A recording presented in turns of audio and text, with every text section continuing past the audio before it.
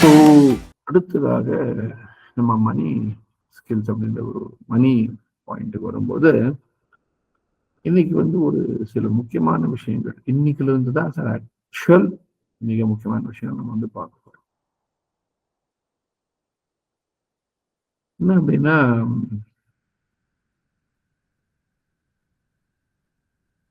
Basically எல்லாருக்குமே தெரியும் பணம்னா என்ன, இதெல்லாம் எல்லாருக்கும் தெரியும். அதாவது எந்த ஒரு விஷயத்த வந்து கொடுத்தா அந்த வேல்யூ ஏற்ற மாதிரி நமக்கு எக்ஸ்சேஞ்சில் அது மதிப்புள்ள வேற ஒண்ணு கிடைக்குதோ அதுதான் பணம். திரும்ப சொல்றேன், எந்த ஒரு விஷயத்த நம்ம கொடுத்தா அதற்கு நிகரான மதிப்புள்ள இன்னொரு விஷயம் நமக்கு கிடைக்குதோ அதுதான் பணம். ஒரு பெஸ்ட் எக்ஸாம்பிள் கொடுக்கட்டுமா? சிரிப்பீங்க எல்லாரும். ஜெயில்ல பணம் எது தெரியுமா? சென்னை ஜெயிலோ வேலூர் ஜெயிலோ இங்கெல்லாம் பணம் எது தெரியுமா? பீடி. பீடி சார் குடிக்கிறாங்கல்ல, பீடி தான் கரன்சி அங்கெல்லாம். ஏன்னா அங்கெல்லாம் பாத்தீங்கன்னு சொன்னா இந்த அந்த கைதிகளை வந்து பார்க்க போகிறவர்கள் பீடி கட்டு வாங்கிட்டு போய் கொடுப்பாங்க. நாங்க வேற வழி இல்லை, உங்களுக்கே தெரியும் ரவுடி இங்கெல்லாம் தான் உள்ள இருப்பாங்க. அப்ப அவங்களுக்கெல்லாம் வந்து அந்த பீடி அப்படின்றது அவங்களால குடிக்காம இருக்க முடியாது. ஸோ ஒரு சில பெரிய பெரிய ஆளுங்க உள்ள இருக்காங்க, ரவுடிங்க இருக்காங்கன்னா அவருக்கு கொஞ்சம் நிறைய பீடி போகும். இந்த அவங்கள போய் மீட் பண்ணுவது கொண்டு போய் கொடுப்பாங்க. ஒரு சில குறைவான சின்ன சின்ன ரவுடிங்க இருப்பாங்க இல்லையா, அவங்களுக்கெல்லாம் பார்த்தீங்கன்னா கம்மியா பீடி போகும், இல்லை பீடியே போகாது.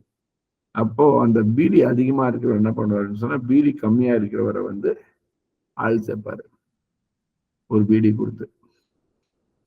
ஸோ பீடி தான் கரன்சி எங்க? ஜெயில. இது வந்து உங்களுக்கு எப்ப தெரியும்னு கேட்டீங்கன்னா, நீங்க வந்து பெரிய லெவல்ல வந்து பாத்தீங்கன்னா அரசியல்வாதிகள் கூட பேசும்போதோ அல்லது அப்கோர்ஸ் வேற எங்கேயும் தெரியாது. பெரிய லெவல்ல நீங்க அரசியல்வாதி கூட பேசும்போது செய்யும்போது அவங்க அதாவது அப்ப வந்து உங்களுக்கு அந்த ஒரு பேச்சுவாக்கில் தான் தெரியும் இது. ஸோ இப்போ நீங்க பாருங்க, அந்த இடத்துல பீடி ஏன் கரன்சி அப்படின்றது நம்ம யோசனை பண்ணி பார்க்கணும். ஏன் அப்படின்னு பார்த்தீங்கன்னு சொன்னா, அந்த அதற்கு இப்ப அவர் என்ன பண்ணுவாருன்னு கேட்டீங்கன்னா, அந்த பெரிய ரவுடி வந்து இப்ப கட்டு கட்டா வச்சிருப்பாரு. அவர் என்ன பண்ணுவாருன்னா, இவர் பேசுறது வந்து ஒரு 10 பேர் நின்று கேட்கணும் அப்படின்ட்டு நினைப்பாரு.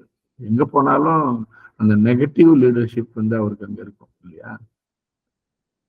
ரவுடின்றது நெகட்டிவ் லீடர்ஷிப் தானே இருக்கும். அங்க வந்து ஒரு 10 பேர் சுத்தி இவர் பேசுறது வந்து ஆமா ஆமா ஆமா போடணும் இல்லையா? அதனால வந்து என்ன பண்றாருன்னு சொன்னா,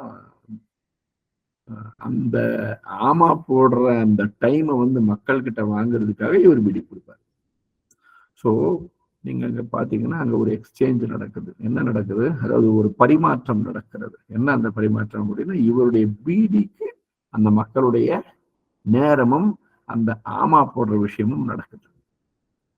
திஸ் இஸ் மணி. இது வந்து இட்ஸ் a பேசிக் அண்டர்ஸ்டாண்டிங். மணியனுடைய பேசிக் அண்டர்ஸ்டாண்டிங் இதுதான். இது பல மாதிரி வந்திருக்கு அந்த காலத்துல வந்து. இதுல இம்பேலன்ஸ் இருந்ததுனாலதான் வந்து கரன்சி வந்துச்சு இல்லைங்களா? பார்ட்டர் சிஸ்டம், அதாவது பண்ட மாற்று முறையில வந்து ஒரு இம்பேலன்ஸ் இருந்தது. அதாவது வந்து ஒருத்தர் வந்து 10 கிலோ டொமேட்டோ கொடுத்தா அவருக்கு வந்து 10 கிலோ அரிசி கிடைக்காது ரிட்டர்ன். இந்த அரிசி ஆனா இம்பார்ட்டன்ட். அப்போ டிமாண்ட் அண்ட் சப்ளைக்கு ஏற்ற மாதிரி கண்ணாபின்னான்னு போயிட்டு இருந்தது. ஒரு ப்ராப்பரான ஒரு விஷயம் இல்லை சென்டர்ல அதை மெஷர் பண்றதுக்கு. அதனாலதான் கரன்சி கொண்டு வந்தாங்க. அந்த கரன்சில நிறைய வகையான கரன்சிஸ் இருக்கு. கரன்சி என்ன வேணா பீடியே கரன்சியா இயங்கும் போது என்ன வேணா கரன்சியா இயங்குறதுக்கு வாய்ப்பு இருக்குது சார். இது நீங்க தான் யோசிச்சுக்கணும். சில விஷயம் எல்லாம் வாய் விட்டு சொல்ல முடியாது. பீடியே கரன்சியா ஒர்க் ஆகும்போது அப்ப வேற என்னெல்லாம் கரன்சியா ஒர்க் ஆகிறதுக்கு வாய்ப்பு இருக்குதுன்னு நீங்க யோசனை பண்ணி பாருங்க, உங்களுக்கே தெரியும். டீ கரன்சியா ஒர்க் ஆகுது ஒரு சில இடங்கள்ல. டீ சாப்பிட்றதுக்கு ஒரு சிலர்கிட்ட வந்து பணம் இருக்காது. இந்த டீக்காகவே கூட போய் ஆமா போடுவாங்க. ஸோ இதெல்லாம் இருக்கு.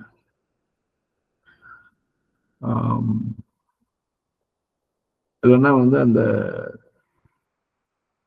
ஒரு சில இடங்கள்ல பார்த்தீங்க அப்படின்னு சொன்னா, யாரும் எல்லாம் அடல்ட்ஸ், என்ன தப்பா எடுத்துக்காதீங்க. அடல்ட்ஸ்ன்றதுனால நான் சொல்றேன்.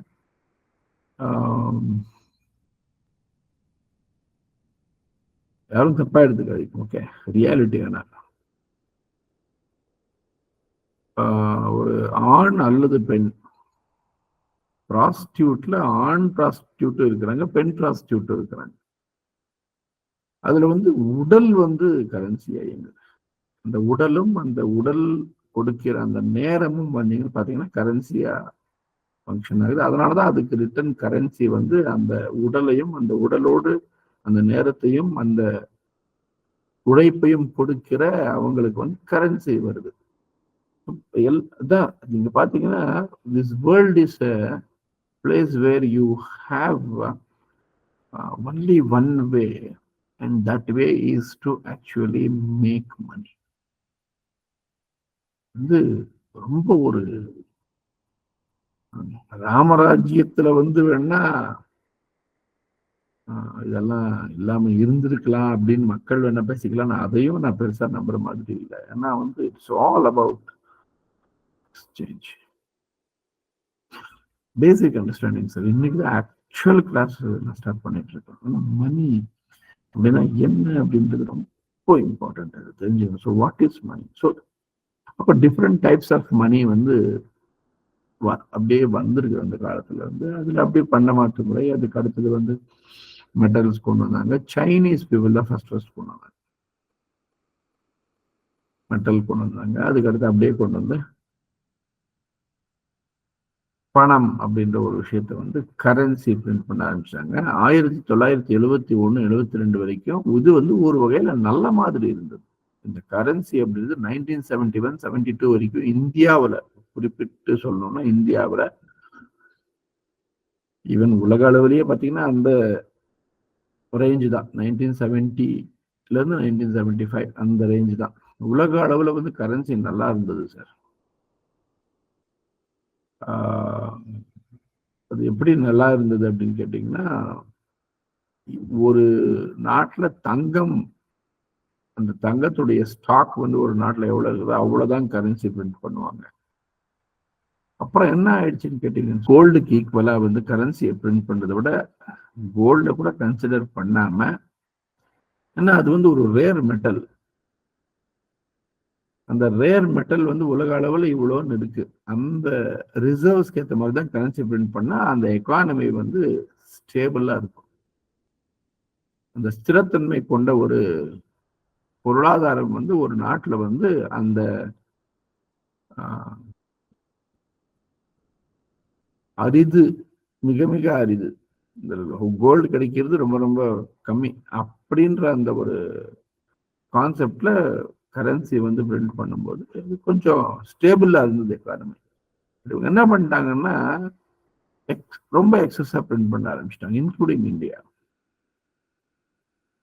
அதனால என்ன ஆயிடுச்சுன்னு கேட்டீங்கன்னு சொன்னா, பணம் என்பது போய் பண வீக்கம் அப்படின்றது அதிகமாயிடுச்சு. இதனுடைய விளைவு தான் என்னன்னு கேட்டீங்கன்னா, பணத்துக்கு வேல்யூ போயிடுச்சு. பணத்துக்கு வேல்யூ போல, பணத்துக்கு எல்லாம் வேல்யூ எப்பயுமே போகாது. ஆனா எதுக்கு வேல்யூ போயிடுச்சு அப்படின்னு கேட்டீங்கன்னா, ஒரு கிலோ அரிசி வந்து 9 ரூபா அப்படின்னு இருந்தது. இன்னைக்கு வந்து பாத்தீங்கன்னா சுமாரான அரிசி வந்து ஒரு கிலோ வந்து ஒரு 65 ரூபா அப்படின்றது வந்து ஆனதுக்கு ரீசன் வந்து பாத்தீங்கன்னா இந்த இன்ஃபிளேஷனை கண்ட்ரோல் பண்ண முடியல, இந்த விலைவாசி உயர்வை வந்து கண்ட்ரோல் பண்ண முடியல. ஏன்னா இது வந்து ஒரு ஆட்டம் பாம் மாதிரி. ஒரு தவறான விரல் ஒரு சரியான பொத்தானை அழுத்தியதன் விளைவு தான் இது. A wrong finger has pressed a right button. because of which we are all facing. ஒரு சரியான விரல் அதுக்கு தெரியும் எப்ப வந்து எந்த பொத்தானை அழுத்த வேண்டும், எந்த பட்டன் எப்ப பிரஸ் பண்ணணும்னு தெரியும். ஏன் ஆக்சிடென்ட்ஸ் ஆகுது சார்? தவறான கால்கள், தவறான கைகள், சரியான வாகனத்தை இயக்க தெரியாததன் விளைவுதான் விபத்து. நல்லா நோட் பண்ணிக்கணும். வாகனம் வந்து மிகச் சரியானது, அதுக்குன்னு ஒரு என்ஜினியரிங், அதுக்குன்னு ஒரு ஆர்கிடெக்சர், எவ்வளவு பியூட்டிஃபுல்லா அதை பில்ட் பண்றாங்க. அப்படிப்பட்ட ஒரு பியூட்டிஃபுல்லா பில்ட் பண்ற ஒரு அந்த ஒரு விஷயத்த வந்து ஒரு தவறான கைகளும் தவறான கால்களும், தவறுன்னு சொல்ற கூட தப்பான கால்களும் தப்பான கைகளும் இயக்குவது, சரியாக இயக்குவதில்லை, தவறாக இயக்குகிறார்கள், தப்பாக இயக்குகிறார்கள். அதனுடைய விளைவுதான் விபத்து. அப்போ ரைட் ஹேண்டு ராங் பட்டனை எப்பயுமே பிரஸ் பண்ணது, பட் ராங் ஹேண்டு ரைட் பட்டனை பிரஸ் பண்ணா பிரச்சனை தான். இன்னைக்கு ஒரு கணக்கு என்ன சொல்லுதுன்னா, அமெரிக்கா நினைச்சிச்சு அப்படின்னு சொன்னா 16 முறை உலகத்தை 16 டைம்ஸ் உலகத்தை என்ன பண்ணலாம், டிஸ்ட்ராய் பண்ணலாம். அந்த அளவுக்கு எக்ஸ்ப்ளோசிவ்ஸ் வச்சிருக்கிறாங்க. எல்லாருக்குமே தெரியும் யுரேனியம், தோரியம், புளுட்டோனியம் இது போன்ற மிக முக்கியமான இதெல்லாம் ஃபியூயல்ஸ். ஆக்சுவலி ஒரு டென்னிஸ் பால் சைஸ்ல இருக்க ஒரு டென்னிஸ் பால், நல்லா கவனிங்க, ஒரு டென்னிஸ் பால் சைஸ்ல, நான் வந்து ஒரு பிசிக்ஸ் ஸ்டூடெண்ட், ஓகே, ஒரு டென்னிஸ் பால் பிசிக்ஸ் டாப்பர் நான். ஸோ ஒரு டென்னிஸ் பால் சைஸ்ல இருக்கக்கூடிய யுரேனியம் அல்லது தோரியம் இருந்துச்சுன்னு சொன்னா 33 ஆண்டுகள் ஒரு நீர்மூழ்கி கப்பல் வந்து வெளியில வர வேண்டிய அவசியம் இல்லை, உள்ளேயே சுத்திட்டு இருக்கலாம். எவ்வளவு ஆண்டுகள்? 33 ஆண்டுகள். அப்ப அந்த யுரேனியமுக்கு தோரியமுக்கு எவ்வளவு பவர் இருக்குதுன்னு நீங்க யோசனை பண்ணி பாருங்க. அப்போ அது எந்த அளவுக்கு சரியா கையாளணும் நம்ம, அப்போ அந்த சரியான பாயிண்ட். ஸோ மணி அப்படின்ற பாயிண்ட் இங்க நமக்கு ரொம்ப ரொம்ப